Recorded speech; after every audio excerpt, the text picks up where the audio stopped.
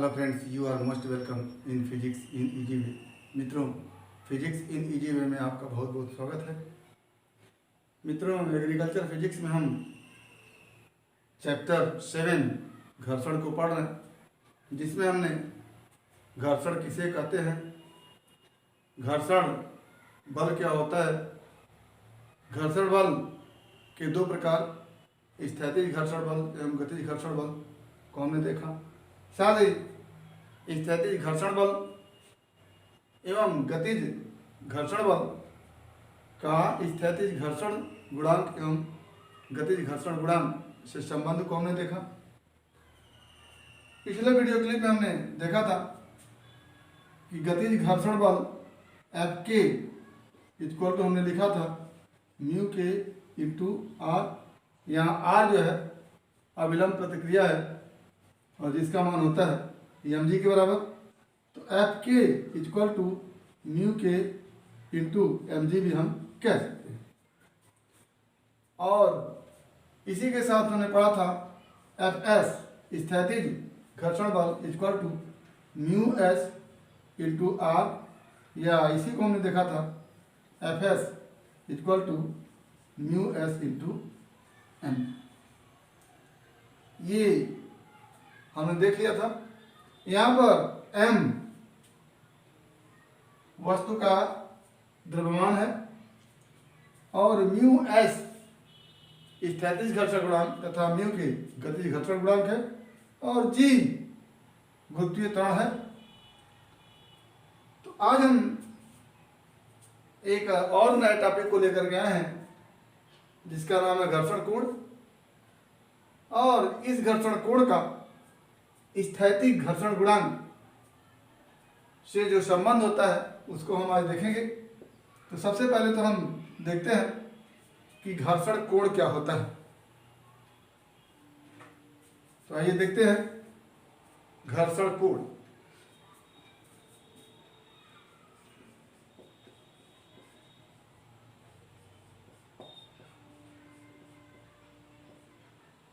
घर्षण कोण, जैसे यहाँ पर हम एक ब्लॉक को देख रहे हैं जो किसी समतल तल पर रखा हुआ है और इस ब्लॉक का द्रव्यमान m है, तो इसका भार w नीचे की ओर mg लगेगा और इस भार w के विपरीत दिशा में ऊपर की ओर एक अविलंब प्रतिक्रिया r होगा। इस ब्लॉक पर जब हम एक फोर्स F आरोपित करते हैं तो इस F के बराबर परंतु विपरीत दिशा में दोनों ब्लॉक और इस समतल के संपर्क तलों के अनुदिश और इस आरोपित बल के विपरीत दिशा में स्थैतिज फ्रिक्शन फोर्स लगता है, जिसको हम म्यू एस इंटू आर से तब लिखते हैं जब आरोपित बल का मान बढ़ाते बढ़ाते उस अधिकतम स्थिति में पहुंचते हैं जिससे अधिक करने पर ये ब्लॉक चलने की स्थिति में हो जाता है। ऐसी स्थिति में वो स्थैतिज घर्षण बल जो होता है F S equal to mu S into R के बराबर होता है। तो ये जो हमारा फॉर्मूला है ये तब है जब ब्लॉक पर आरोपित बल के कारण ब्लॉक चलने की स्थिति में होता है, या इसको हम लिखते हैं कि यदि वस्तु चलने की स्थिति में होता है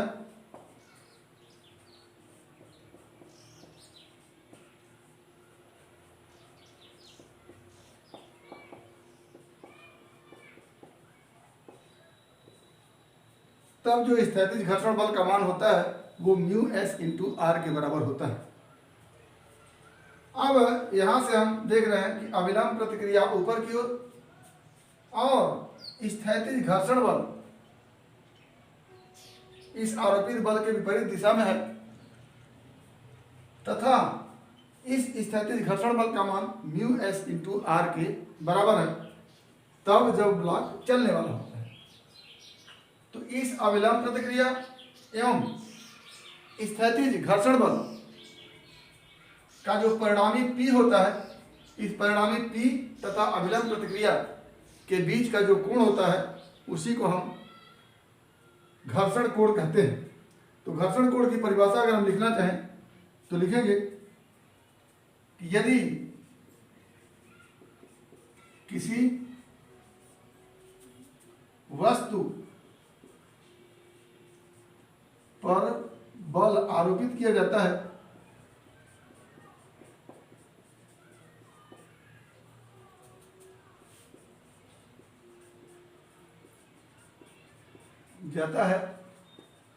तो इस बल के विरुद्ध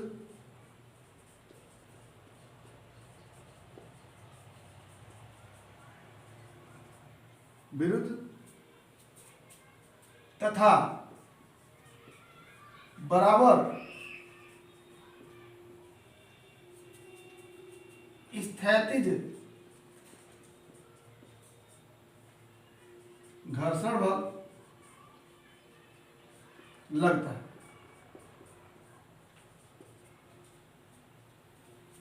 इस घर्षण बल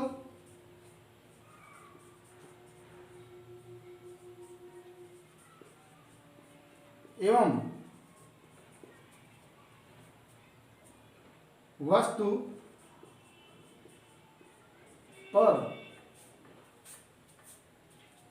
तल के अविलंब प्रतिक्रिया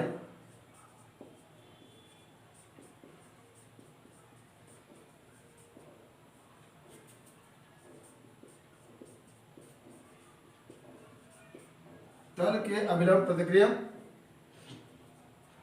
तथा अविलंब प्रतिक्रिया के परिणामी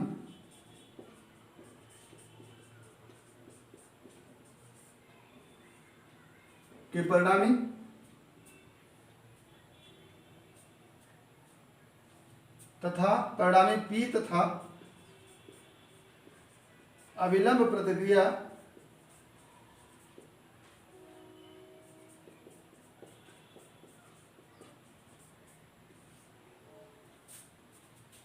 R के बीच के कोण को घर्षण कोण कहते हैं।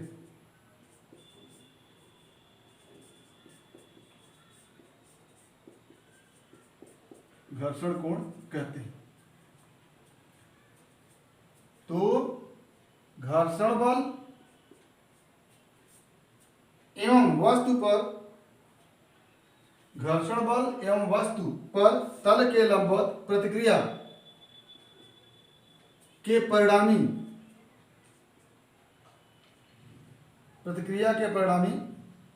P तथा अविलंब प्रतिक्रिया R के बीच के कोण को घर्षण कोण कहते हैं। फिगर में हम देखें तो इस F बल आरोपित करने पर जो स्थैतिज घर्षण बल लगता है, इस स्थैतिज घर्षण बल और अविलंब प्रतिक्रिया R का जो परिणामी है P, इस परिणामी P तथा अविलंब प्रतिक्रिया R के बीच का जो कोण है, यही कोण हमारा घर्षण कोण कहलाता है।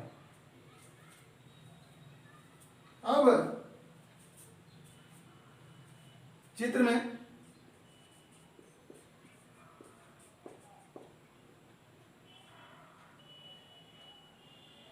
परिणामी P तथा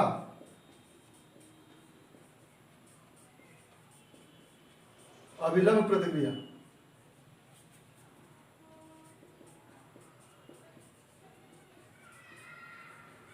R के बीच का कोण थीटा घर्षण कोण।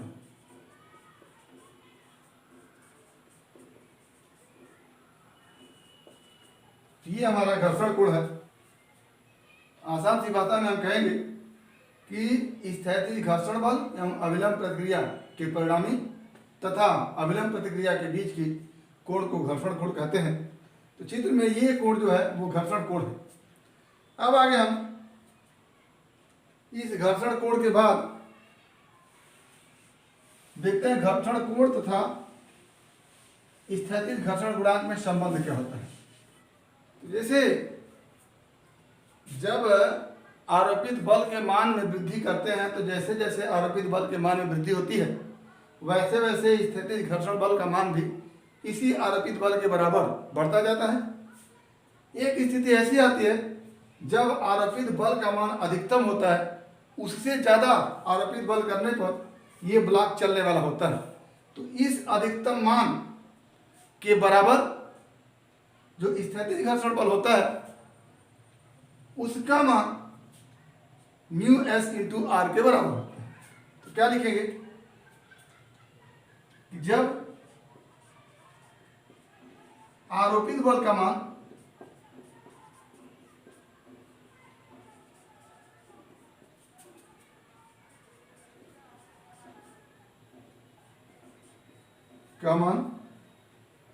अधिकतम हो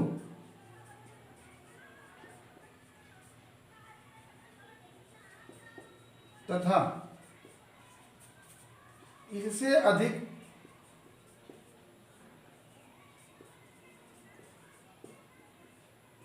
बल आरोपित करने पर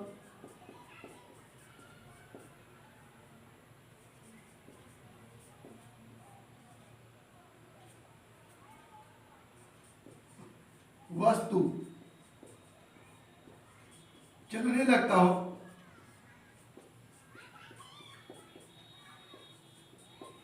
तो इस स्थिति में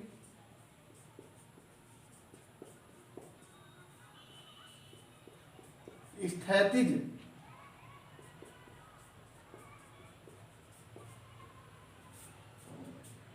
घर्षण बल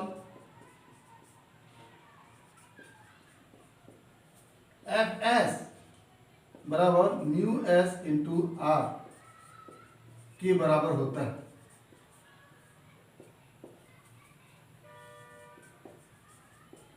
के बराबर होता है आता है।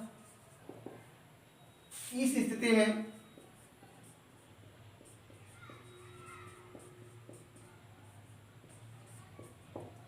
में घर्षण कोण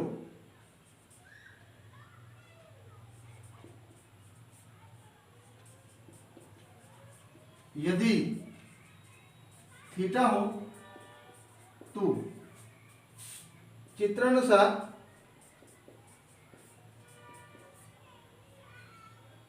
tan थीटा बराबर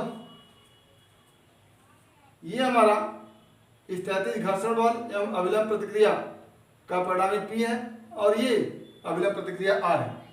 इन दोनों के बीच का कोण थीटा हो तो हम इस फिगर से देख सकते हैं tan थीटा इक्वल टू लंब पी आर बटा आधार। अगर इसको हम O माने तो आधार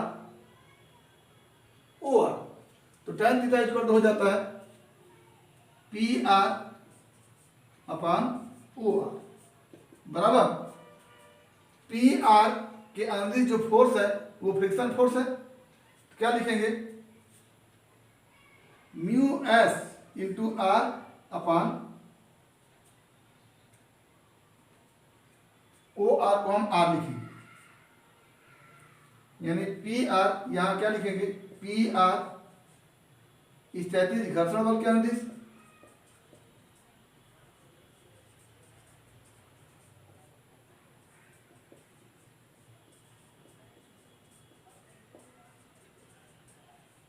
एवं ओ आर अविलंब प्रतिक्रिया के अनुदिश।